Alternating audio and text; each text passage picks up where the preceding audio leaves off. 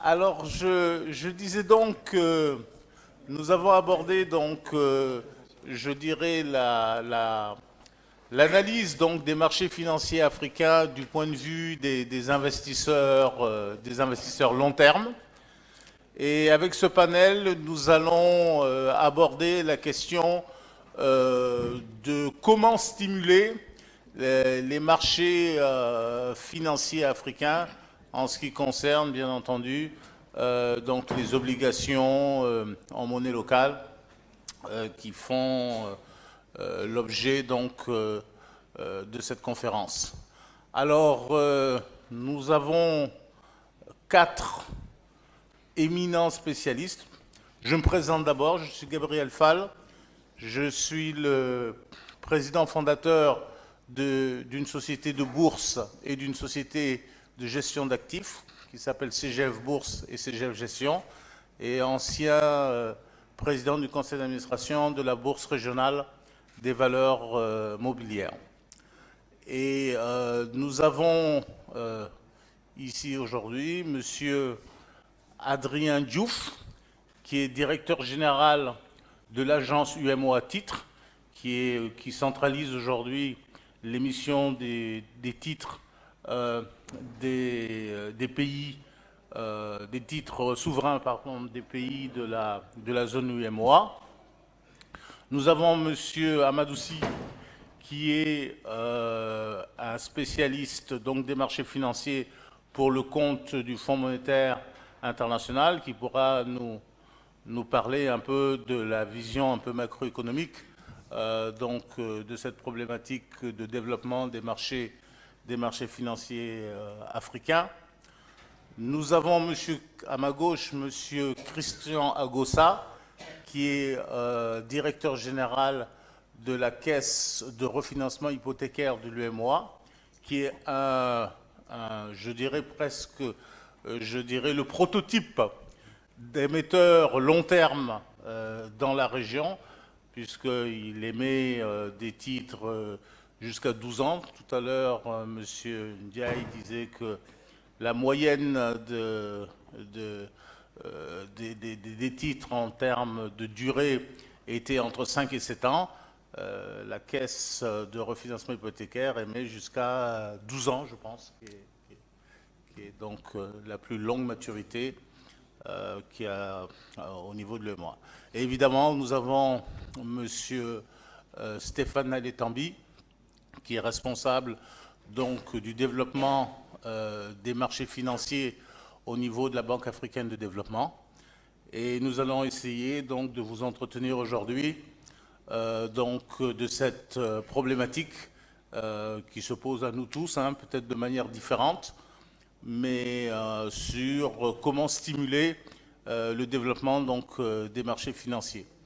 Alors, si vous le voulez bien, on va commencer du général vers le particulier. Et donc, je veux demander à M. Amadoussi, en tant que responsable donc, du développement des marchés financiers au niveau du Fonds monétaire international, de nous adresser quelques mots sur la vision qu'a le Fonds monétaire. Et surtout, je voulais insister, on a parlé beaucoup des fonds de pension dans le précédent panel, mais qui, comme vous le savez, se heurtent en zone francophone au concept de la retraite par répartition, qui s'oppose un peu à la retraite par capitalisation.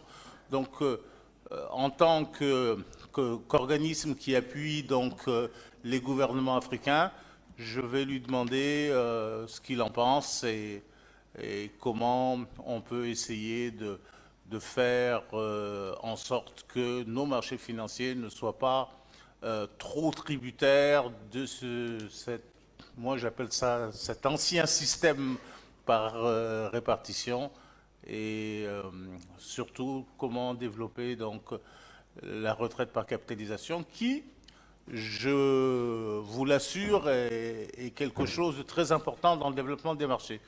Et en 2008, j'avais été mandaté par le gouvernement du Sénégal pour aller étudier le système kényan de retraite. Ils ont un système par entreprise, c'est-à-dire pratiquement chaque entreprise ou chaque groupement d'entreprises ont un fonds de retraite. Donc à l'époque, déjà en 2008, il y avait pas loin d'une centaine de fonds de pension privés dans un pays comme le Kenya et qui représentaient, lorsqu'on on mesurait un peu leurs actifs par rapport à la bourse de Nairobi, qui représentait bien au moins 60-70% des activités de la bourse de Nairobi. Mais je vais passer la parole tout de suite donc à M. Si, qui va nous donner son point de vue par rapport au Fonds monétaire international. Merci Gabriel. Bonjour tout le monde. En fait, quand on m'a demandé de réfléchir un peu à la question suivante, comment développer les marchés des obligations en monnaie locale, j'ai pensé un peu au maire qui a parlé tout à l'heure. Je me suis dit, si j'étais conseiller municipal et qu'on me demandait d'aider à créer un marché à Mékhé, disons, qu'est-ce que j'allais faire? C'est pas facile, mais je me suis dit que il faut consulter, il faut dialoguer avec tous les acteurs possibles. Deux, il faut établir des relations de confiance avec ces acteurs-là. Et troisièmement, la partie la plus difficile, c'est comment agir. Et des fois, avoir un champion, ça aide quand il s'agit d'agir. Donc, ça peut être le marabout à côté de Mékhé ou la Banque africaine de développement, par exemple, dans notre cas. Donc, ça, c'était ma réponse courte. Maintenant, la réponse longue, si vous permettez. Pour en revenir un peu, pourquoi d'abord avoir des marchés, des obligations? Donc, on a parlé tout à l'heure de 640 millions d'Africains qui vivaient sans électricité. Donc, il faut des investissements et ces investissements-là, il faut les financer et il faut donc une certaine intermédiation financière. D'habitude, dans notre région, la plupart de l'intermédiation financière se fait par les banques. Mais les banques sont surtout orientées vers le court terme, le moyen terme. Et il y a quand même besoin d'avoir une intermédiation financière à long terme. Et c'est là où le secteur obligataire intervient. Bon, en monnaie locale, pourquoi? Bon, si on ne se finance pas en monnaie locale, cette monnaie locale vient d'où? C'est notre épargne domestique. Donc, si on ne se finance pas par notre épargne domestique, si on se finance en devise étrangère, ça veut dire qu'on fait venir de l'épargne étrangère. À nos risques et périls aussi, ça peut être des opportunités, mais ça crée des défis. Comme par exemple, on est exposé au risque de change. Voilà, donc pour réfléchir un peu, moi je vous propose un cadre d'analyse vraiment très simple, pour ne pas dire simpliste, mais je pense qu'il est utile. Donc c'est juste de penser à l'offre et à la demande des titres. Donc au niveau de l'offre, bien sûr, on a les gouvernements qui ont leurs besoins d'infrastructures, qui doivent financer les infrastructures, mais on a aussi les banques, ces banques qui doivent constituer un capital réglementaire. Et souvent, dépendamment des pays, les obligations peuvent être acceptées comme un certain type de capital. Donc, dans beaucoup de pays, les banques émettent aussi des obligations. On a bien sûr les compagnies et on a bien sûr on peut penser aussi par secteur. Donc, ces secteurs comme par exemple le secteur hypothécaire, le logement, où on a besoin de financement à long terme. Donc, ça, c'est l'offre.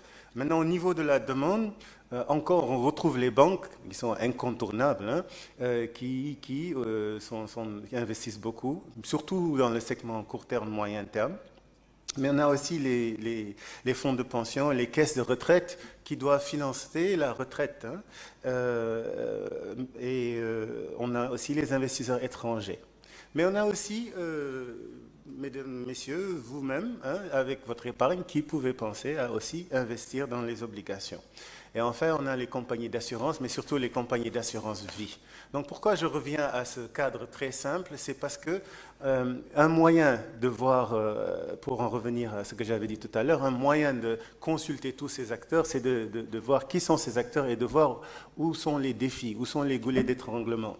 Donc par exemple, au niveau du gouvernement, Bon, ça, c'est peut-être quelque chose que le FMI répète ad nauseam, mais sans une politique macroéconomique, sans un policy mix qui marche bien, on ne peut pas développer un secteur obligataire. Pourquoi? S'il y a beaucoup d'inflation, les taux d'intérêt sont très élevés, c'est difficile. Hein. On voit des pays, taux d'intérêt à court terme, 25-30%, c'est difficile à court terme, donc c'est difficile d'avoir du long terme. Si le taux de change est très volatile, si on doit déprécier le taux de change tout le temps, ça aussi c'est des problèmes, ça n'attire pas les investisseurs étrangers. Bien sûr, il y a des risques aussi, la soutenabilité de la dette est importante, les crises coûtent très cher à tout le monde et surtout aux citoyens. Un autre acteur qu'il faut aussi bien étudier, c'est le cadre réglementaire, c'est la régulation. Tout à l'heure, M. Ndiaye des assurances, M. Ndiaye Fanaf, je crois qu'on peut l'appeler comme ça, a dit qu'il fallait regarder est-ce qu'il faut avoir une réglementation basée sur les principes ou basée sur les règles. Donc ça a un effet aussi sur le développement du marché. Les fonds de pension, les caisses de retraite. Là, l'objectif, c'est quand même la sécurité des retraités. Mais de l'autre côté, il faut placer le curseur quelque part où ces fonds de pension peuvent aider à développer le marché. Il faut regarder la gouvernance de ces fonds de pension et des caisses de retraite. Il faut même regarder l'investment policy. Par exemple, si l'on dit qu'on doit investir que dans des titres cotés AAA, 3A, bon, on vient de restreindre de beaucoup les investissements de ces fonds de pension. Les compagnies d'assurance vie, hein, mais quelquefois c'est même un problème de culture. Hein. Si vous avez déjà rencontré un agent d'une compagnie d'assurance vie, c'est très difficile de convaincre un Sénégalais de déposer de l'argent pour sa mort. Il ne veut pas parler de sa mort. Donc ça, c'est déjà un problème. Dans d'autres cultures, c'est plus facile. Hein. En France, par exemple, avec les incitations fiscales, l'assurance vie est très développée, mais c'est l'incitation fiscale. Hein. On peut payer moins d'impôts et on peut faire discrètement certaines choses en mettant son argent dans l'assurance vie. Bon, et après, on retrouve l'infrastructure de marché. On a parlé hier, il y avait des ateliers ici très intéressants sur comment développer le yield curve, comment on travaille avec les SVT, etc. Donc ça, c'était les défis. Maintenant aussi, il y a des opportunités. Hein, mais avant de parler d'opportunités, il faut quand même avoir un soubassement, une fondation très solide. Hein, et ça passe par le marché monétaire, ça passe par le short term of the yield curve. Hein, le 1 à 3 ans, ça doit être bien développé pour pouvoir aller plus loin. Donc là, bon, il y a beaucoup d'idées. On parle des diaspora bonds. On sait que le Sénégal, chaque année, il y a quand même, je crois, plus de 10% du PIB hein, qui revient au Sénégal des transferts des migrants de l'étranger. Pourquoi pas cette épargne-là? C'est quand même assez substantiel. On ne sait pas rien, 11% du PIB ou plus. Hein, c'est la même chose pour le Nigeria. Ça peut aller quelque part. Mais encore, il faut établir des relations de confiance. Il faut sensibiliser ces immigrés-là à l'utilisation des fonds. Peut-être qu'ils sont intéressés par M. Agosta. Tous les immigrés veulent une maison, au moins un terrain. Donc peut-être c'est quelque chose là. On a au Kenya la technologie, hein, le mobile phone. On peut acheter ses obligations avec son téléphone cellulaire. Bon, il y a le FinTech qui arrive. Quels sont les défis que le FinTech va apporter ici? Il y a la finance islamique. Hein. Je suis sûr que vous connaissez beaucoup de gens qui hésitent. Ah, riba là, riba là. Bon, mais il y a des produits, finance islamique, hein, mais là encore faudrait-il voir avec les SPV, les Special Purpose Vehicles, comment la fiscalité est gérée. On a parlé de la finance municipale, l'intégration régionale. Mais dans tout ça, il faut un champion. Et en fait, je peux dire, en étant ici depuis 2 jours, que nous sommes en train, tous ici, par votre présence, en train de développer les marchés locaux, l'UMO à titre, la BAD, la Caisse de refinancement hypothécaire. Pour en revenir à ce petit cadre que j'avais, tous les acteurs sont là, nous discutons, nous échangeons, et maintenant il faut passer à l'action. Et c'est là maintenant la partie la plus difficile, mais je vois qu'on est en train de passer à l'action. Voilà, donc en gros. Je vous remercie donc Amadou et je vais sans plus tarder donner la parole à Adrien Diouf. Adrien Diouf est donc le directeur de l'agence UMOA Titres, qui aujourd'hui pratiquement gère la quasi-totalité des émissions donc, souveraines des pays de l'UMOA. C'est une agence qui est relativement récente, hein, je crois qu'il a commencé ses opérations en 2014, c'est ça? Et donc, avant cela, les États émettaient à travers donc, les sociétés de gestion et d'intermédiation d'un processus qui était assez long d'ailleurs, puisque entre le moment où un État sollicitait un emprunt et la réalisation du dit emprunt, il pouvait se passer 6 mois facilement, avec des demandes d'autorisation au conseil régional, attendre que la note d'information soit rédigée, vérifiée, imprimée, distribuée. Tout ça là, c'était un petit peu fastidieux. Donc je vais lui demander ce que l'intervention donc de son agence a apporté en matière donc d'efficience au niveau donc de l'émission des États. Adrien. Merci Gaby. Quand je vous entends parler, je me dis que faudrait que je vous invite à notre prochain conseil, parce que je pense qu'on pourrait négocier des choses avec le conseil. Non, je dis ça parce que comparativement à la situation que vous avez décrite, aujourd'hui, c'est pas ce que l'on aime faire, mais on a la capacité d'organiser des opérations en maximum une quinzaine de jours. On considère qu'en une quinzaine de jours, on est capable de faire des opérations dans des conditions régulières, on va dire. Cependant, ce n'est pas notre objectif. Notre objectif, c'est un objectif plus de planification, où on s'intègre aujourd'hui dans le long terme, et c'est un peu une des raisons principales qui a poussé à la création de l'agence. Une de nos principales missions, c'est la coordination des interventions des différents États, qui avant intervenaient un peu en désordre. Aujourd'hui, ce qu'on essaye de faire, c'est d'avoir une programmation annuelle où on essaye d'offrir aux différents investisseurs une visibilité sur l'intervention des différents États. Si vous allez sur le site internet de l'agence, vous allez trouver un calendrier annuel qui vous donne un peu une idée de ce que les États vont faire sur l'année, puis après un calendrier trimestriel qui vous donne exactement à chaque date qui est-ce qui intervient et comment est structurée l'intervention ou l'opération qui va être faite. Bien sûr, le système n'est pas parfait. On est dans un domaine où, entre la planification et la mise en œuvre, il y a tout un monde. Donc, il nous arrive quand même d'avoir des opérations hors calendrier ou de modifier ce qui se passe sur le calendrier. Mais tout ça pour dire qu'on a fait un chemin depuis ce que M. Fall a décrit tout à l'heure. Aujourd'hui, on arrive bon an, mal an à faire à peu près entre 3 000 et 3 500 milliards de levée de fonds, court terme 40% à peu près sur le court terme et 60% sur le long terme, sachant que le court terme pour nous c'est jusqu'à 2 ans par année. C'est un peu ce que nous faisons. Le stock aujourd'hui est à peu près de 6 000 milliards, 8 000 milliards si on prend un peu la globalité en intégrant les opérations par syndication. Néanmoins, on a de gros problèmes par rapport à ce que l'on souhaiterait que le marché soit. Et un des principaux problèmes que nous ayons, c'est la courtesse des maturités qui sont offertes. C'est vrai que ces dernières années, on a fait d'énormes progrès. On est allé jusqu'à du 12 ans. On a même fait une opération sur du 10 ans in fine, mais voilà, c'est pas, les quantités offertes ne sont pas suffisantes aujourd'hui sur les longues maturités. Et il faut savoir que quand on dit du 10 ans, c'est du 10 ans amortissable.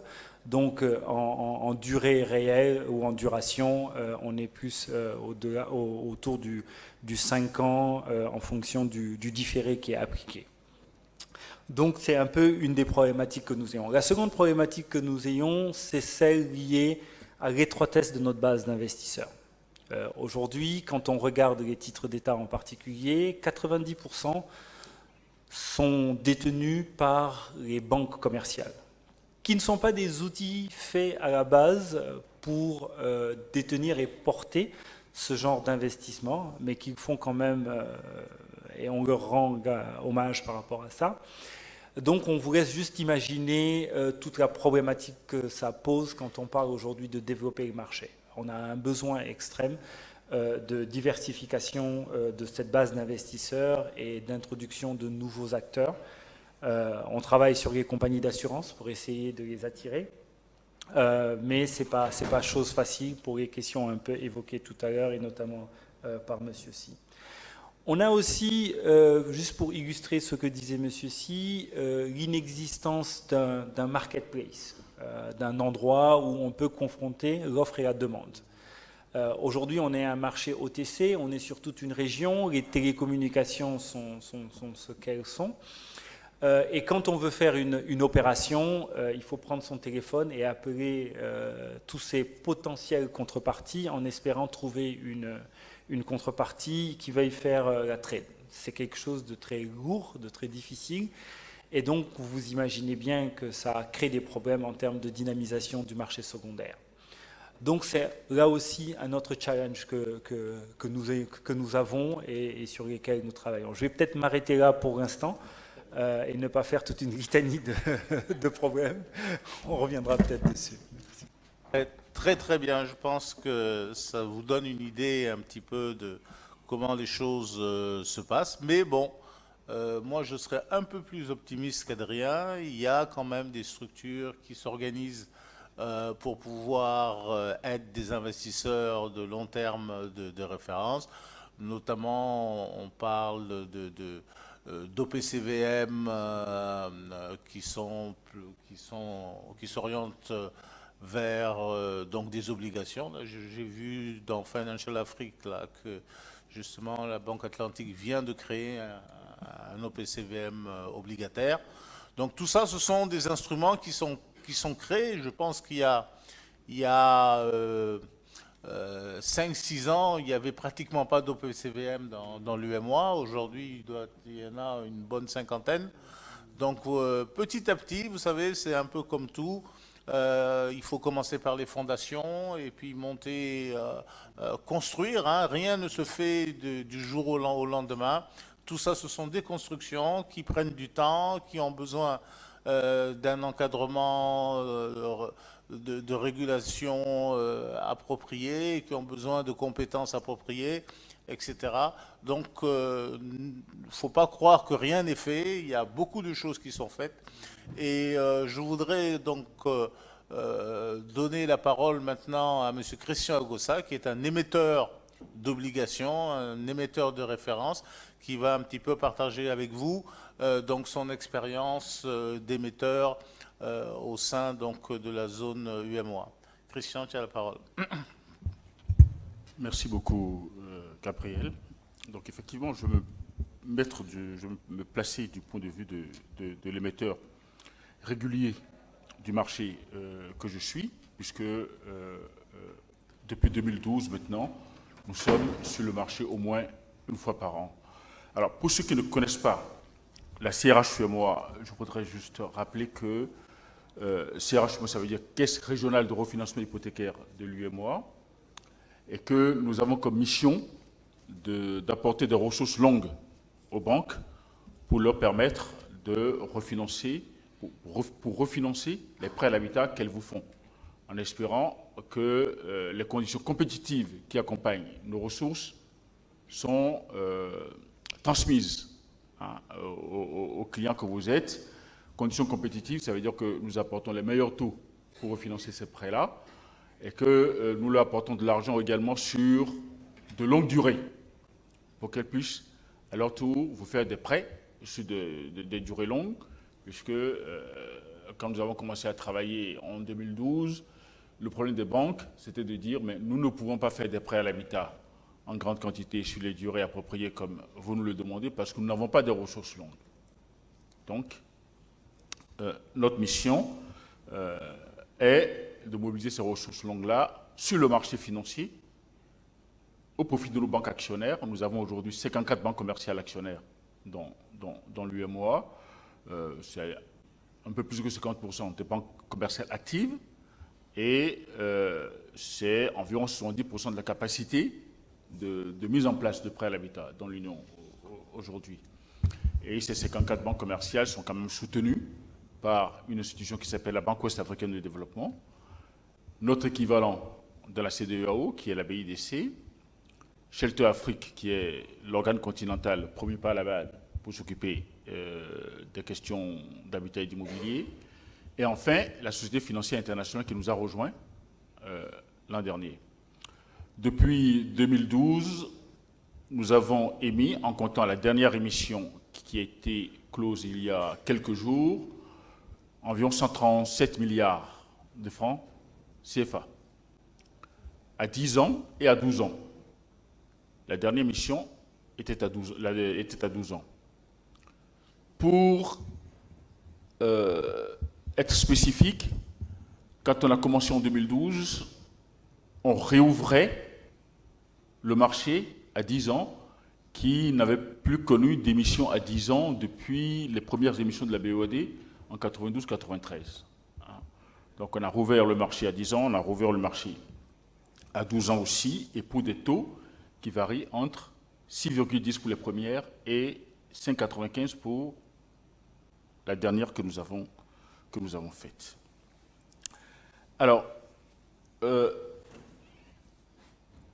veux juste ajouter que par rapport à nos ambitions, parce que quand on dit 137 milliards, qui connaît un peu l'importance des besoins de financement de l'habitat aujourd'hui dans l'Union, va dire que ce n'est pas terrible. Au Sénégal, le programme, c'est 26 000 logements par an. En Côte d'Ivoire, il y avait un programme ambitieux de 40 000 logements, ou un peu plus même. Au Burkina, c'est 40 000 logements sur le mandat de l'actuel président, donc ça veut dire qu'il reste encore 3 ans, 4 ans. Le gouvernement béninois, c'est 20 000 logements sur les 4 ans qui restent. Et le Togo a lancé également un programme de 20 000 logements. Donc si on compte tout ça, ce n'est pas terrible, 137 milliards. Donc le programme que nous avons, c'est d'émettre pour les 4 années qui viennent, donc en comptant 2017, ça fait 5 ans, environ 480 milliards de francs CFA. Par rapport au marché tel qu'il est aujourd'hui. Franchement, ce n'est pas un marché qui est très accueillant pour une telle projection d'emprunt.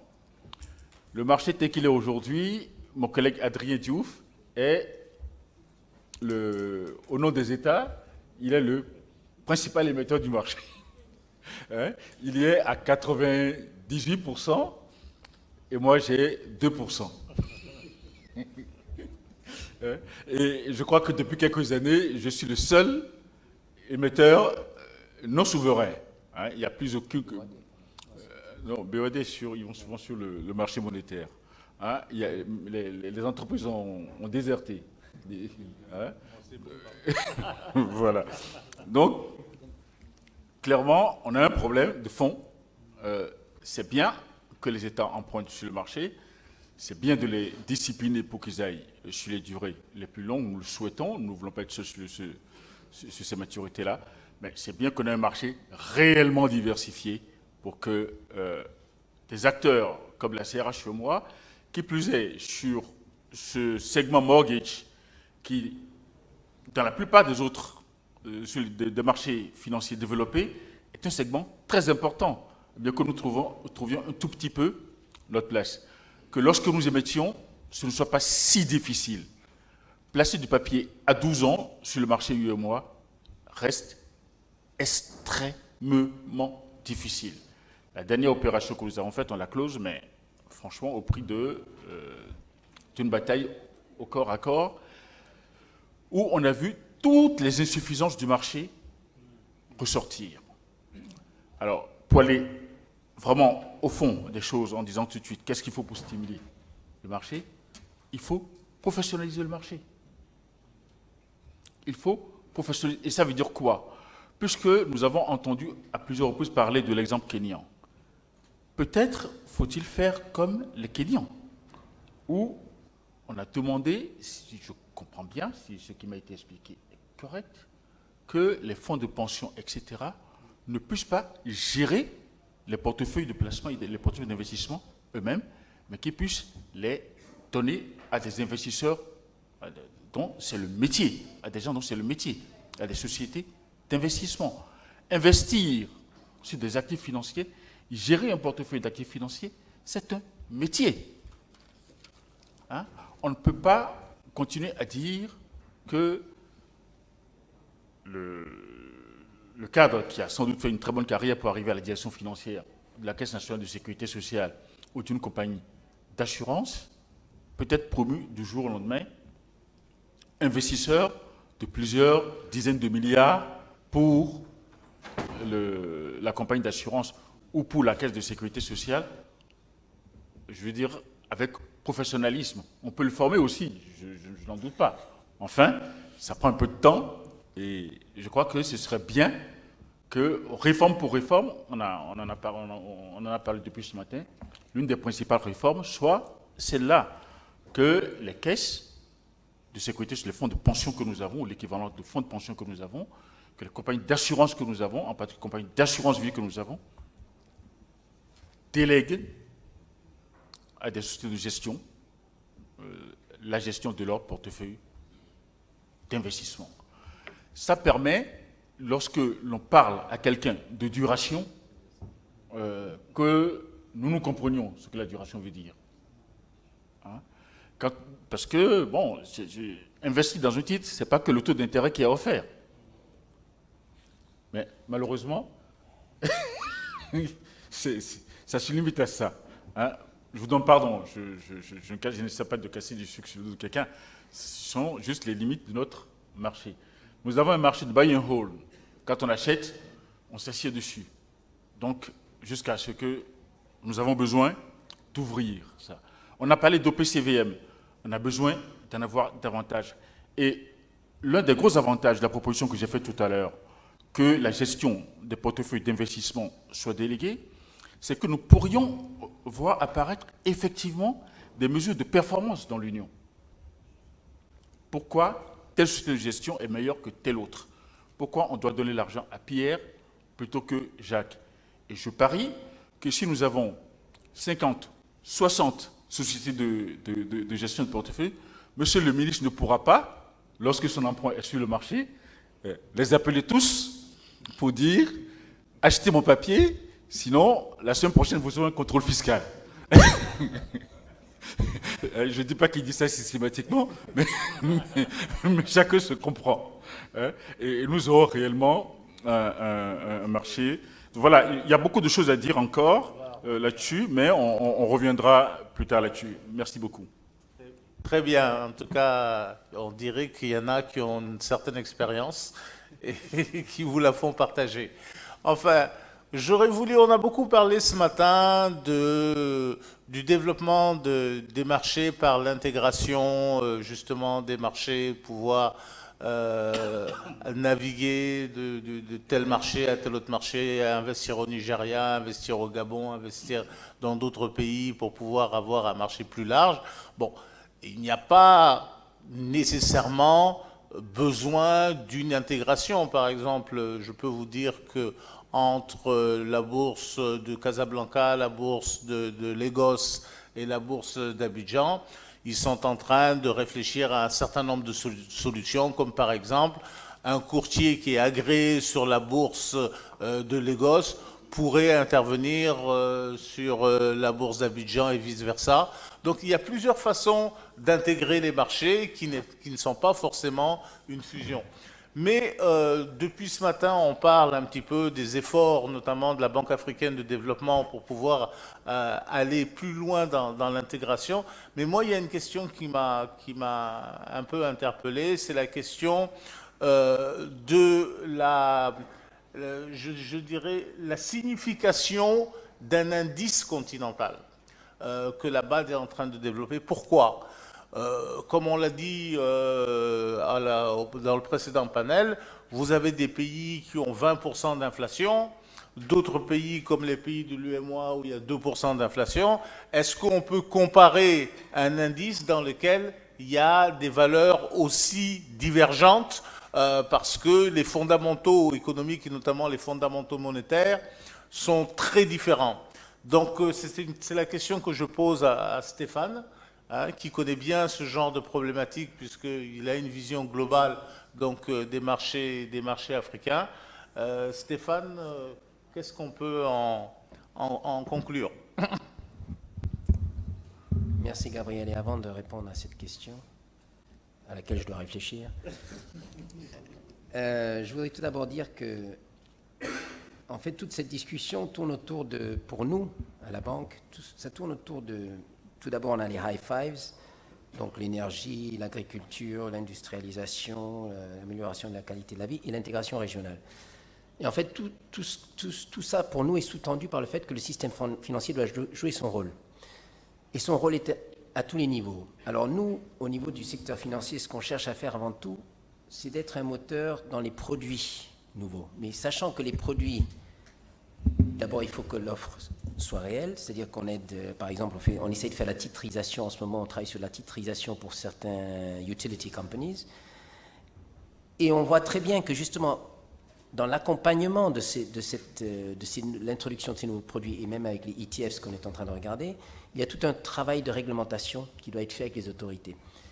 Et ça rejoint beaucoup de ce dont on a parlé ici, c'est-à-dire qu'en fait, il faut justement que tous les acteurs soient dans la discussion, qu'il y a vraiment un problème, on sait bien, dans la zone UEMOA en particulier, et c'est lié à l'histoire du fait qu'on n'a pas forcément toute la panoplie d'investisseurs qu'on aurait dans un pays anglophone, qui fait que le développement des marchés n'est pas le même. Et bien évidemment, à côté de ça, en corollaire, il faut qu'on ait l'infrastructure financière, les depository systems, les settlements, et puis les acteurs et les métiers adéquats. Mais bien évidemment, on va prendre du temps à tout mettre en place, on le sait. Moi, ce qui me surprend toujours quand je vais dans les pays anglophones, vous avez toujours les pages saumon dans les journaux qui parlent de l'inflation, qui parlent de toutes sortes de choses, de la dette, etc., etc. Et nous, dans les pays francophones, il n'y a jamais. Il n'y a aucune page sur le secteur financier. À une époque, à la BAD, on avait d'ailleurs commencé des cours de journalisme financier. On soutenait ça. On l'a fait pendant 2 ans à l'époque. Bon, je ne sais pas ce que ça a donné, mais en tout cas, je ne les vois pas encore dans les journaux. Donc peut-être qu'on n'a pas été des très bons profs. Mais fondamentalement, c'est un travail de longue haleine. Et pour revenir à votre question, justement, le ETF en particulier, je dirais qu'une partie de la problématique vient du fait qu'on n'a pas cette culture de benchmark et la culture d'indice. Parce que finalement, qu'est-ce qui est proposé dans tous les pays en dehors de notre zone, du moins en dehors de l'Afrique du Sud et peut-être un peu le Kenya, peut-être un peu le Maroc et encore peut-être l'Égypte, vous avez très peu de pays où il y a suffisamment d'offres dans les différents gisements des différentes maturités pour avoir vraiment des indices qui puissent vous permettre ensuite d'avoir des asset managers qui puissent se comparer les uns aux autres. Alors, évidemment, tout vient aussi... Alors, si on réfléchit encore plus loin, on se rend compte que tout est lié à l'informel et le formel. Parce que nos économies sont trop informelles, dans beaucoup de cas. Il n'y a pas du tout de recyclage de l'argent dans le système financier. Les banquiers sont beaucoup trop chers. Donc, il y a 80% de la population qui n'a même pas envie de mettre son argent dans la banque. Et donc, il y a toute cette problématique. Ça devient très, très compliqué à essayer de trouver une solution immédiate. Nous, ce qu'on cherche à faire avant tout, et comme je dis, je reviens à cette histoire de sensibiliser les gouvernements au fait que le système financier est votre ami, mais que le système financier n'est pas que pour vous, le gouvernement. C'est pour tous, justement. Il faut que les États se rendent compte que le secteur privé doit l'utiliser, mais les banquiers, leur rôle en partie, c'est de les aider, le secteur privé, à utiliser le système financier. Alors moi, si j'étais banquier auparavant, de l'autre côté de la barrière, bien évidemment, les bons risques, je les garde sur mon bilan. Je ne veux pas les partager.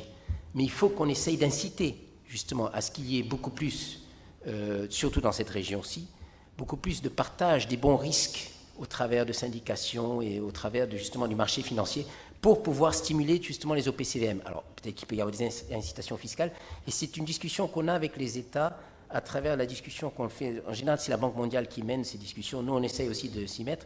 La FMI, bien sûr, est involved parce que tout revient à la Domestic Resource Mobilization. Voilà, donc c'est ce que je dirais pour le moment, mais je n'ai pas répondu à votre question.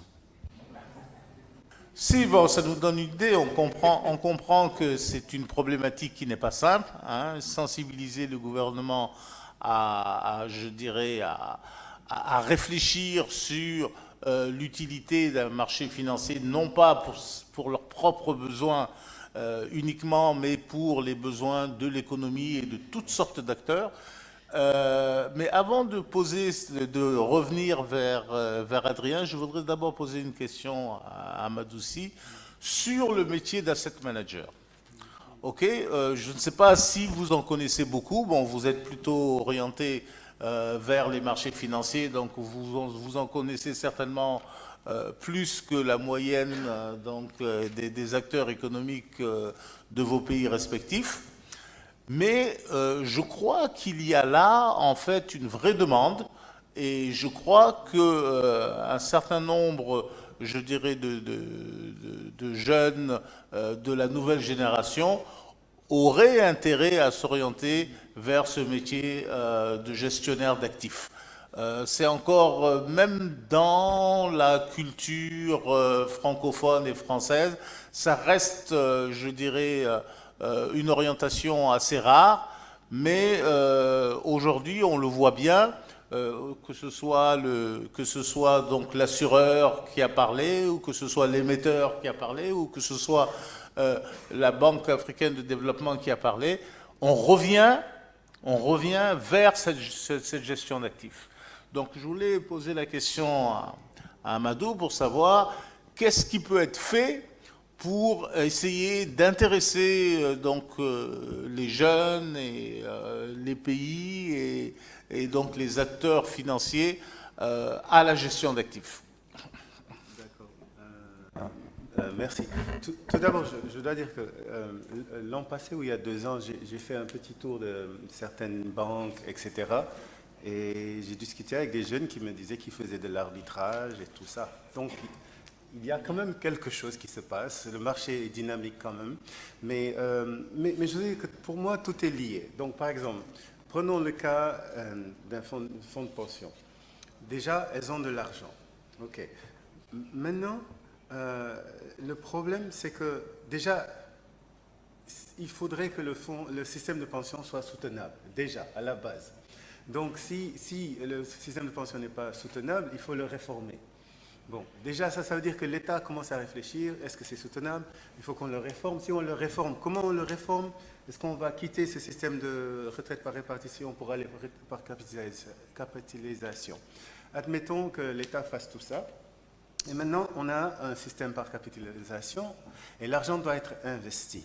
Mais il y a je ne sais pas comment on dit en français, mais de investment policy, de investment guidelines, la politique d'investissement. Les gestionnaires vont être tenus, vont avoir comme contrainte la politique d'investissement. Donc il faut que cette politique d'investissement-là aussi soit bien pensée. Parce que si elle est trop restrictive, si on dit je veux rien que des titres d'État AAA, ou bien en tout cas le top dans l'UEMOA, ça veut dire peut-être tout le monde va investir Sénégal, Côte d'Ivoire, c'est fini. Donc c'est asset manager, bon, c'est pas, hein, on sait où on doit mettre l'argent, c'est Sénégal, Côte d'Ivoire, point final.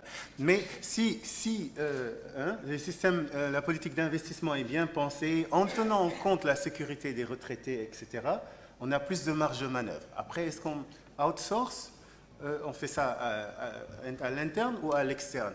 Une fois qu'on fait ça à l'externe, quels sont les benchmarks? Donc là, on revient encore au yield curve. Est-ce qu'il y a un yield curve? S'il n'y a pas de yield curve, c'est quoi le benchmark? Donc peut-être, alors, le patron dira, non, moi je veux 7% ou plus. La liquidité. La dernière fois, j'ai parlé à une caisse de retraite qui m'a dit, oui, monsieur, vous savez, moi je suis tout ce qui se passe dans le marché des obligations, mais j'ai besoin de liquidité. On m'a demandé de payer les pensions plus fréquemment. Donc, j'ai mis mon argent est dans les dépôts à terme des banques. Et à l'époque, on payait une TVA sur ces dépôts à terme. Donc, on avait d'un côté des obligations exonérées d'impôts à des taux très attractifs, mais ce gestionnaire disait, je ne peux pas, parce que je dois payer mes pensions. Donc, en fait, tout est lié. Mais pour répondre à votre question, en parallèle, hein, je vois, moi, chaque fois que je viens à Dakar, ce qui me frappe, c'est le nombre de jeunes gens que je vois dans la rue. Donc, on a ce capital humain.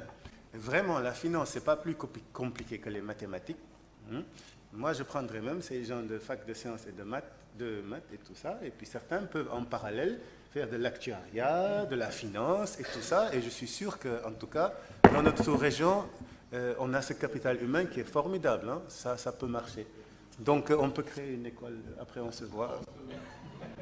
Très bien. Je voudrais, puisqu'on a évoqué cette notion-là à plusieurs fois, je voudrais demander à Adrien, est-ce qu'une agence comme l'agence UEMOA Titres a la possibilité d'influencer sur la courbe des taux? C'est quoi la courbe des taux? Ça veut dire que normalement, plus une émission est longue, plus la durée est longue, plus le taux doit être attractif pour inciter les gens à aller vers des durées plus longues. Je poserai la même question à Christian en tant qu'émetteur par la suite. Mais je pose d'abord la question quand même, il a quand même 98% des émissions sur le marché. Je lui poserai la question de savoir, est-ce qu'il y a quelque chose que peut faire l'agence UEMOA Titres pour essayer de faire en sorte que l'UEMOA ait réellement une courbe des taux? Voilà, vas-y. Alors, ma réponse est oui.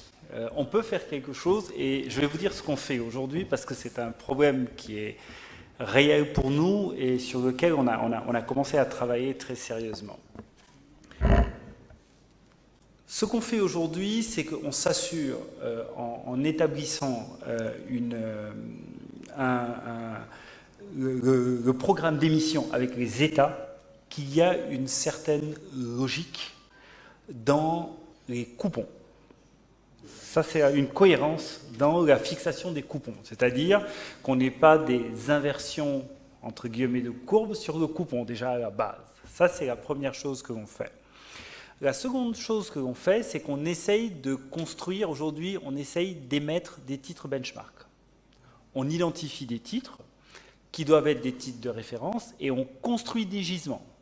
Raison pour laquelle, quand on a commencé, une de nos premières actions a été d'éduquer les États, mais aussi l'ensemble du marché, à ce qu'on appelle l'assimilation, c'est-à-dire pouvoir réouvrir un gisement qui existe déjà, pour limiter. On avait une statistique qui était marrante, quand on la raconte, mais dans la réalité qui est dramatique, c'est que, tenez-vous bien, la zone UEMOA, si on prend les souverains de la zone UEMOA, on avait plus de lignes que les États-Unis, qui émet quand même une dette qui est, je pense, 3000 fois la nôtre. Et nous, on avait trouvé le moyen quand même d'avoir plus de lignes, pour dire qu'on avait des micro-gisements qui ne permettaient pas justement un pricing cohérent. Donc ce travail est un travail qu'on est en train de faire, mais qui prend du temps. Mais parallèlement à ça, je voudrais aussi dire que on a un peu identifié le problème dont Christian parlait tout à l'heure sur la disponibilité d'informations et le comportement des États. Et nous, raison pour laquelle aujourd'hui on privilégie le système par adjudication. Parce que le système par adjudication, vu que les opérations sont bouclées en maximum 2 heures, on n'a pas vraiment le temps de saisir le ministre pour qu'il prenne son téléphone. Donc on évite qu'il y ait une influence là-dessus, et c'est très important qu'il n'y ait pas d'influence et qu'il y ait une fixation libre des taux. Et donc, du coup, les différents investisseurs peuvent proposer leur prix. Mais, c'est là où il y a un mais, ça a un effet contre-productif par rapport au travail précédent de fixation des coupons, c'est qu'on arrive avec des prix sur le marché primaire qui, des fois, ne suivent pas une logique financière, mais une logique opportunistique des investisseurs. Alors, devant ce constat, on a dit on va aujourd'hui contourner ce problème, on va essayer de générer des prix sur le marché secondaire qui sont cohérents. Alors, qu'est-ce qu'on a fait? On a rassemblé les SVT Et on leur a posé le problème et on leur a demandé, de toute façon c'était prévu dans le cadre, dans le cahier des charges des SVT, de nous fournir des cotations sur un certain nombre de titres benchmark qu'on avait là aussi identifiés, qui sont les mêmes. Donc aujourd'hui, on essaye, toutes les semaines, on envoie au SVT la liste des benchmarks et ils doivent donc les pricer. On doit avoir donc un échantillon de prix. On sait, nous, on peut voir de l'autre côté, parce qu'on est en lien avec le dépositaire central, si ces prix correspondent à des prix réels de transaction. Et donc, on génère un modèle qui nous donne une courbe de taux. Mais là encore, problème de culture financière, et c'est là où ça devient totalement un vrai paradoxe, et je rejoins Christian sur la problématique de la formation. Ces mêmes personnes qui devraient être les premiers bénéficiaires de ces courbes de taux, les premiers utilisateurs, sont ceux qui ne voient pas l'utilité de répondre à ce sondage, et on a le problème de la collecte des données. Donc c'est un travail. Hier encore, on en a rassemblé un certain nombre et on était en train de discuter avec eux pour voir un peu comment on peut améliorer le système pour essayer de collecter. Donc, voilà. Donc un peu, comme on disait tout à l'heure, Monsieur Si, tout ça, ça se tient, c'est relié. Et voilà, donc là où on en est aujourd'hui sur cette question de courbe de taux. On en revient toujours à la même chose, hein, c'est une question de construction. Toute construction a besoin de temps. Nous ne sommes pas en train de nous contenter donc de l'état actuel de développement des marchés financiers. On y travaille quotidiennement. Ça demande quand même beaucoup d'investissements, que ce soit des investissements matériels, des investissements intellectuels. Il y a toute une culture qu'il faut développer. Et peut-être Christian va nous donner son avis sur cette courbe de taux, puisque c'est lui qui émet sur la durée la plus longue. Et savoir si jamais il peut faire en sorte qu'il y ait une vraie courbe de taux. C'est-à-dire que nous, on pense que plus la courbe de taux sera marquée, plus on a de chances d'aller vers des ressources de plus en plus longues. Christian? Merci Gabriel. Effectivement, d'abord nous avons intérêt à avoir une courbe de taux, mais je ne dirais pas que ce sera la même courbe que celle d'Adrien, parce que c'est une courbe mortgage. Donc, et qui plus est, dans mon cas, elle doit tenir compte de la contrainte spécifique que j'ai d'apporter à mes banques une ressource attractive, hein, sur du long terme. C'est une problématique que nous n'avons pas encore conceptuellement posée sur la table aujourd'hui avec nos actionnaires et notre conseil, mais par rapport au volume que j'ai annoncé sur les 5 prochaines années, elle devra être traitée. Hein, aussi bien celle-là que la possibilité d'émettre par adjudication, par exemple, pour diminuer les frais, voir quel rôle les SVT peuvent jouer sur le marché des titres CRH chez moi, par exemple, hein, parce que si nous devrions y mettre pour 400 milliards sur les 4 prochaines années, ça fait un bon morceau, et il faut en assurer la liquidité. Donc là, on est ensemble, comme on dit. Justement, puisqu'on parle de liquidité, je voudrais poser la question à Stéphane. Peut-être que ça sera la dernière question avant qu'on puisse prendre vos interventions et vos questions. La liquidité, c'est la capacité de pouvoir revendre les titres un peu le plus facilement possible.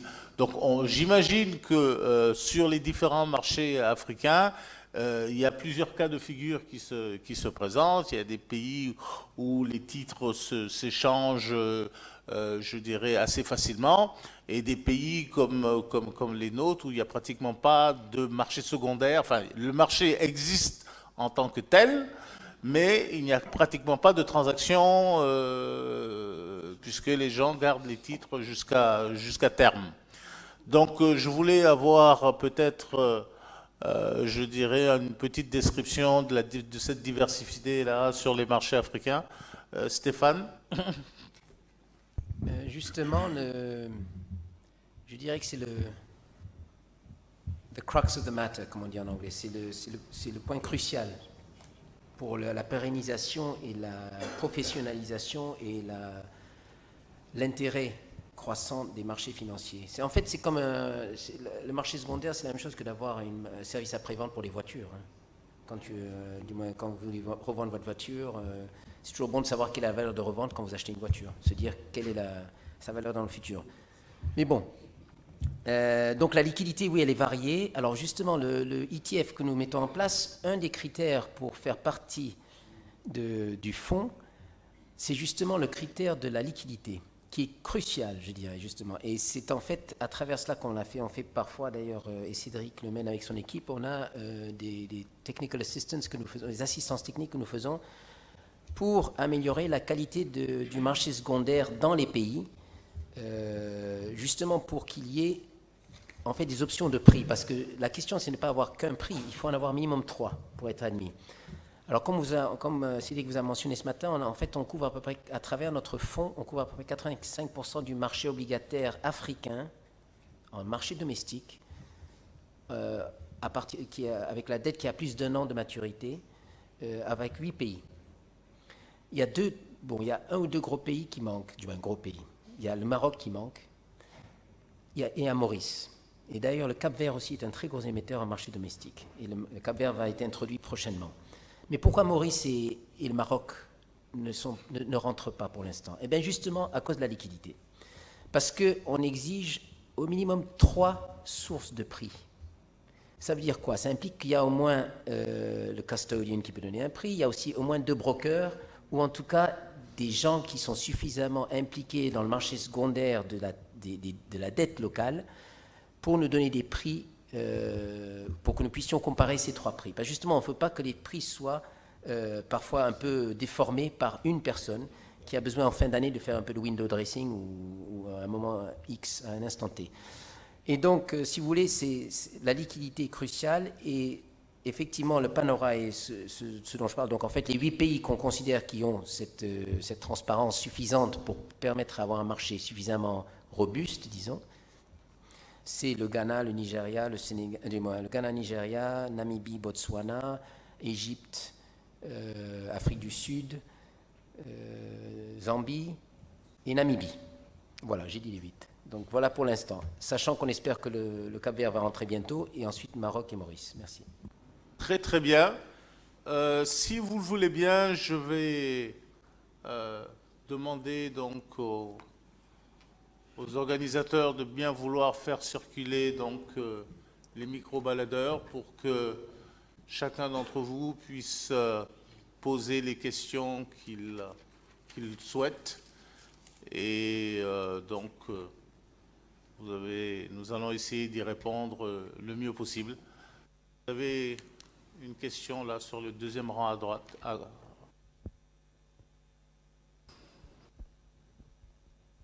Votre droite, notre gauche. Bonjour à tous, bonjour au panel. J'allais intervenir par rapport à la liquidité du marché.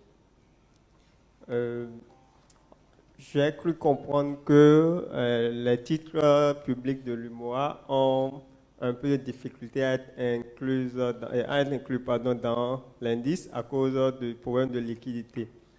En tout cas, de mon côté d'investisseur, société de gestion et d'intermédiation, je pense qu'il y a plutôt un problème de collecte d'informations en fait, parce que je sais que nous faisons des transactions sur le marché secondaire. Généralement, on s'appelle et puis les titres changent de propriétaire en fait au niveau des banques ou parfois au niveau de la même banque, par exemple. Donc, je pense que pour le moment, le problème qu'il y a, c'est plutôt un problème de traçabilité ou d'information par rapport à ces transactions-là. Pourquoi? Parce que bien que généralement la BCAO avec l'agence UMOA nous demande de fournir des informations, on a un canevas qu'on remplit, je crois, trimestriellement par rapport à nos transactions sur le secondaire. Je pense que ce qui se passe, en tout cas par rapport à la manière dont on remplit le canevas, je pense que c'est peut-être ça qui fait que ces transactions-là n'y figurent pas. Parce que je prends un exemple, par exemple, une société de gestion qui, par exemple, a 3 clients en portefeuille et fait des transactions pour ces 3 clients-là, par exemple. Sur le carnaval qu'on remplit, puisque ces titres-là sont en quelque sorte toujours au nom de la SGI en question, je pense que ça ne figure pas dans les transactions sur le marché secondaire, en fait. Merci. Oui, peut-être répondre rapidement, donner un chiffre. Il y a eu d'énormes progrès sur le marché des titres publics de l'UEMOA. On est passé à un taux qui était inférieur à 0,5 à 3% en l'espace d'une année. C'est très faible, mais il faut quand même reconnaître que ça a été multiplié par 6 en l'espace d'un peu plus d'une année, de 18 mois. Donc c'est très encourageant. C'est vrai ce que dit le monsieur de la SGI Bénin. Partiellement, je suis en accord. Il n'y a pas de problème de collecte de données. La manière dont le custody des titres est organisé aujourd'hui, c'est qu'il y a un main custodian, il y a des sub-custodians. Tant que les transactions sont faites entre les sub-custodians, je ne sais pas, ça devient technique, je ne sais pas si je me fais comprendre. Le conservateur, voilà. Tant que les sous-conservateurs, donc les intermédiaires agréés, tant que les transactions se font entre eux, c'est capté par le conservateur principal et c'est pris en compte dans les statistiques. Les transactions qui ne sont pas prises en compte dans les statistiques, c'est les transactions entre 2 clients d'un même custodian. Et c'est pour ça qu'il y a un reporting qui est envoyé, une demande de reporting qui est envoyée à l'ensemble des intermédiaires pour que ceux-là fassent du déclaratif à ce moment-là pour qu'on puisse réajuster. Donc voilà, c'est un peu la problématique qui peut se passer. Sinon, il y a une bonne capture de l'information qui donne ce chiffre, passage de 0,5 à 3%. Oui, madame. En tout cas, ce que je peux rajouter à ça, c'est qu'à partir du moment où c'est du déclaratif, rien n'interdit à ce que le régulateur impose à tous les acteurs du marché, y compris provenant d'un même groupe, de faire la déclaration des transactions qu'ils ont faites à l'intérieur de leur groupe. Voilà, merci beaucoup. Je suis étonnée de ne pas entendre parler des caisses de dépôt et consignation. Évidemment, je n'en connais que 2, la caisse du Maroc et la caisse du Sénégal. Mais je sais que la caisse du Sénégal mobilise fortement la monnaie locale et commence à financer des projets étatiques. L'autre question, j'avais participé au lancement de l'AFIM, de l'AFMI l'année dernière à Abidjan. Lorsque j'avais entendu parler du fonds FODA, au plan macroéconomique, j'avais dit qu'un fonds microéconomique émanant du secteur privé africain pouvait être mis en place. Évidemment, les hommes minimisent les femmes à tel point qu'ils minimisent même nos idées. Parce que j'ai parcouru beaucoup de pays. Je me suis rendu compte qu'il y a des hommes d'affaires qui sont très liquides, notamment au Mali. Au Sénégal, j'ai vu beaucoup d'hommes d'affaires endettés, mais dans d'autres pays, je vois beaucoup d'hommes d'affaires qui sont liquides.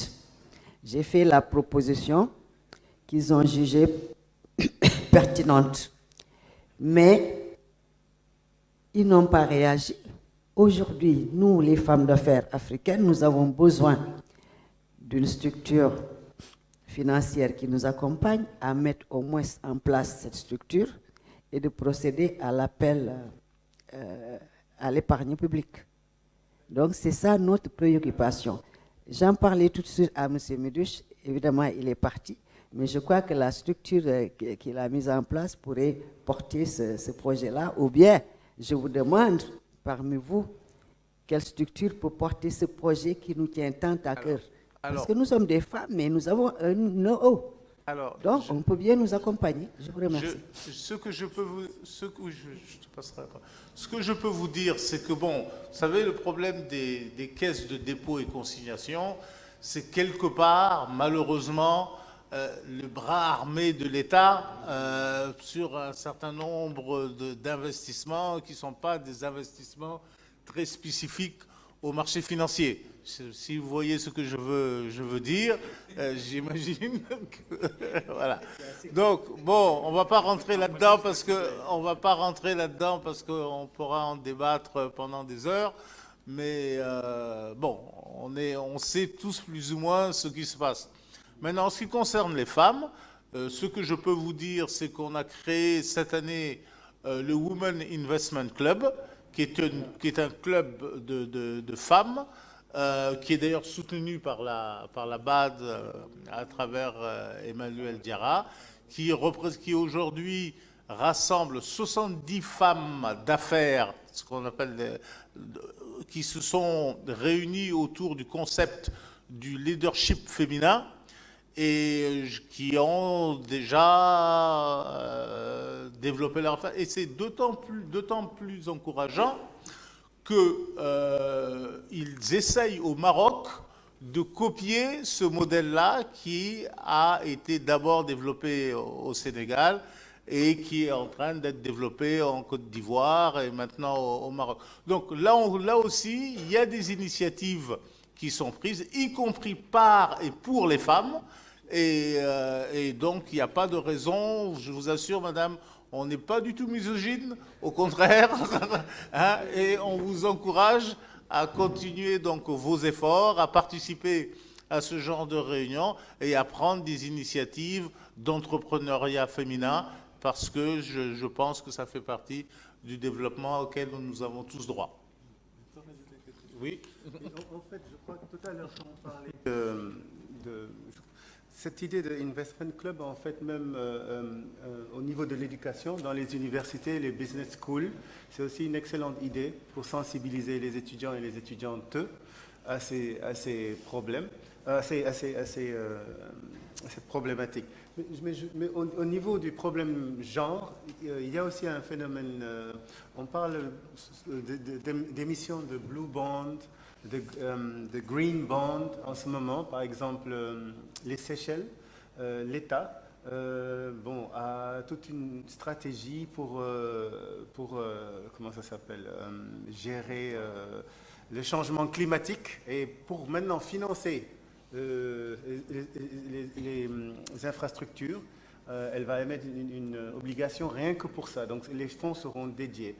Green bond, même chose pour, par exemple, si on veut par exemple faire du solaire, on va émettre une obligation, mais rien que pour financer ça. Donc ça aussi, c'est intéressant. Et ça attire aussi un type d'investisseur assez particulier et qui peut aussi... c'est très intéressant, en fait. Peut-être juste vous dire, madame, qu'en tout cas, à l'agence Humoratite, on a 60% de femmes dans le personnel. Très bien, on va prendre encore deux questions, trois questions. Ouh là là, je vois. Bon, alors, je pense que le côté droit a été favorisé. Allez-y. Oui. Bonjour.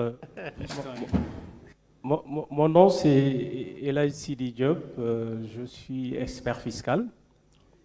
Je félicite l'agence Humoratite d'avoir organisé ce panel, donc qui, à mon avis, est une chose extraordinaire. Je voudrais peut-être apporter une petite contribution avant de poser une question.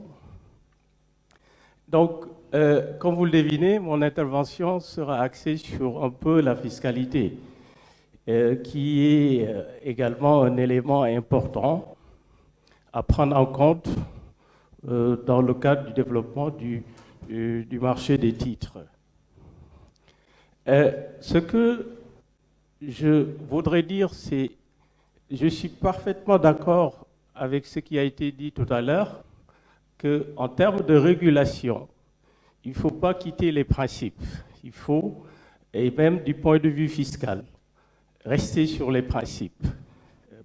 Notamment, nous savons tous que l'impôt est fortement lié à la capacité contributive de la personne. Et là, je pense que les personnes les Sénégalais et les Sénégalaises constituent une cible pour mobiliser l'épargne et pour les investir sur les titres.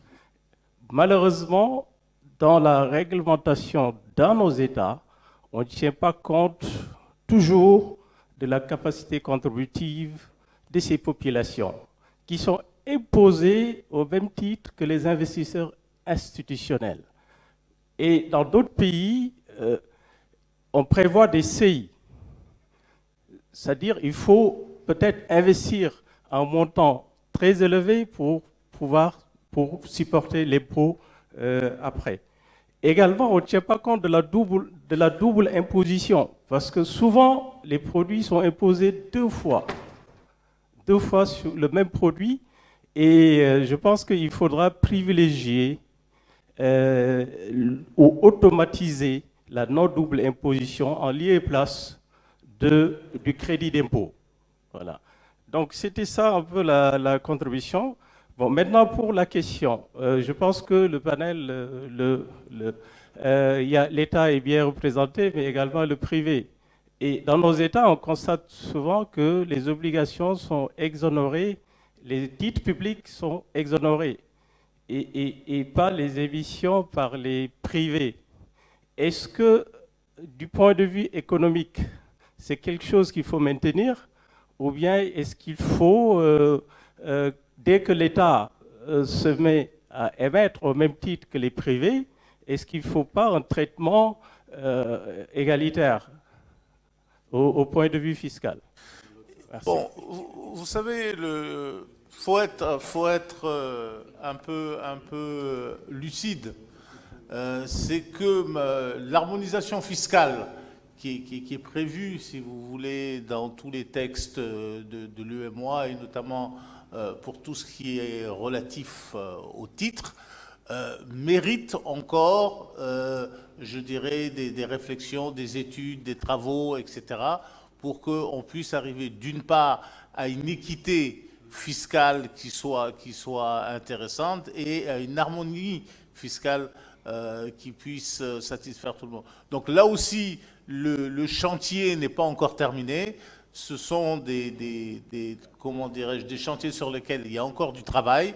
Bon, moi, en tant qu'intermédiaire, société de gestion et d'intermédiation, je peux vous dire qu'on le sent passer. Hein,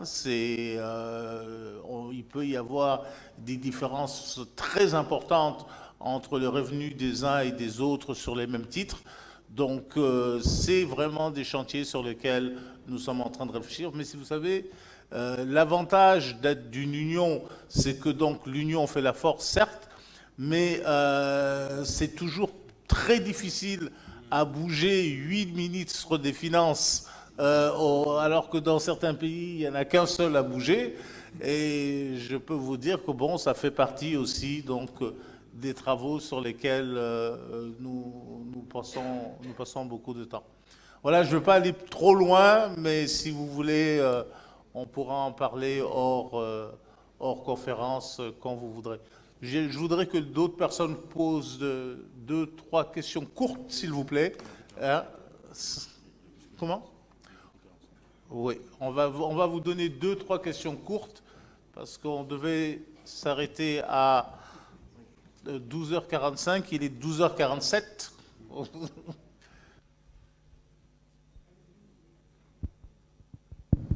Alors, je me présente, je suis monsieur Omba Atangana, je viens de la BEAC, je suis l'agent de liaison de AFMI pour les 6 pays de la CEMAC. Alors, durant les interventions tout à l'heure, s'agissant de la liquidité du marché secondaire, j'ai pas entendu parler de la question de l'infrastructure de marché. Donc, j'aimerais savoir au niveau du panel, qu'est-ce que vous en pensez? Quelle est l'importance de l'infrastructure de marché au niveau de la liquidité du marché, Parce que le monsieur l'a soulevé tout à l'heure, au niveau de la CEMAC, nous avons eu la même problématique, à savoir, nous n'arrivions pas à capter toute l'information qui circulait au niveau des opérations au sein de certains teneurs de comptes conservateurs. Donc, nous avons mis sur pied une infrastructure. En fait, nous sommes en train de mettre sur pied une infrastructure et nous nous rendons bien compte qu'il sera possible de capter de plus en plus d'informations. Et certaines études l'ont montré, l'infrastructure de marché semble avoir un rôle déterminant en ce qui concerne la liquidité du marché secondaire. Donc, je pense que le panel pourrait peut-être nous éclairer là-dessus. Merci. La réponse est oui et non. Oui, parce que si vous voulez, sur les titres qui ont été émis avant 2014, il y avait une unicité, voilà, en termes d'un dépositaire central, mais ce n'est pas pour autant qu'il y avait beaucoup plus de transactions sur le marché secondaire. Alors aujourd'hui, c'est un peu plus compliqué, mais bon, il y a certainement un côté, il y a un facteur, c'est un facteur important, mais qui n'est pas forcément, en tout cas de notre expérience, déterminant. Non, on confirme, hein, l'infrastructure, c'est une condition essentielle, mais ce n'est pas suffisant. Voilà. On peut avoir une très belle infrastructure, mais si derrière, il n'y a pas une logique économique qui pousse les gens à faire des transactions, les transactions ne se feront pas. Et ça, c'est la courbe des taux. Oui, dernière, oui. Oui, merci. Moi, c'est Clément Aziankoura, je viens du Trésor public du Bénin. Le panel précédent avait parlé des difficultés liées à la diversification des produits sur les marchés, tant au niveau du Nigeria que du Ghana. Bon, lorsque vous parlez des difficultés au niveau des marchés de l'UEMOA à boucler les maturités de 12 ans et 10 ans, ce qui est réel, et tel que la Caisse de refinancement l'a évoqué, et je voudrais savoir si l'avènement d'une monnaie de la CEDEAO, tel que ça a été agité ces derniers temps-ci, pourrait accélérer les difficultés d'intégration des marchés, et vu que les problèmes de risque de change seraient déjà éliminés, pourrait accélérer l'intégration des marchés pour pallier ces difficultés. Non, je pense que l'intégration monétaire est toujours un facteur, je dirais, qui facilite je dirais l'intégration des marchés. Bon, je dirais, nous, l'avantage qu'on a eu dans l'UEMOA, c'est qu'on a eu une monnaie unique avant d'avoir un marché unique. Donc, c'était beaucoup plus facile que s'il fallait rassembler, intégrer un marché avec des monnaies différentes, des politiques fiscales différentes, des politiques monétaires différentes. Bon, c'est évident que c'est beaucoup plus compliqué à le faire et c'est peut-être pour ça que, je dirais, l'intégration monétaire avec les autres pays de la CEDEAO ne sont pas si faciles que ça. C'est peut-être aussi pour cette raison que d'autres, je dirais, communautés économiques en Afrique, par exemple en Afrique australe ou dans d'autres zones sous-régionales, ont du mal à s'intégrer tout simplement parce que, à la base, qu'on le veuille ou non, une monnaie unique, ça change quand même beaucoup de choses en matière d'intégration économique et monétaire. Voilà, mesdames, messieurs, j'espère que ça vous a intéressé, que vous avez une meilleure compréhension des marchés obligataires, notamment celui de l'UEMOA dont on a beaucoup parlé dans ce deuxième panel, et que, en tout cas, on est à votre disposition pour vous donner tous les compléments d'information dont vous avez besoin. Voilà, mesdames, messieurs, nous vous remercions.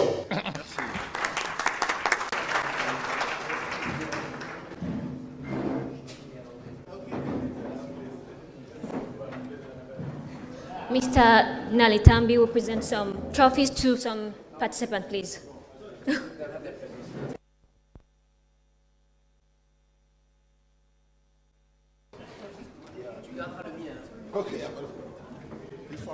Ok, Trésor public et STV invité par le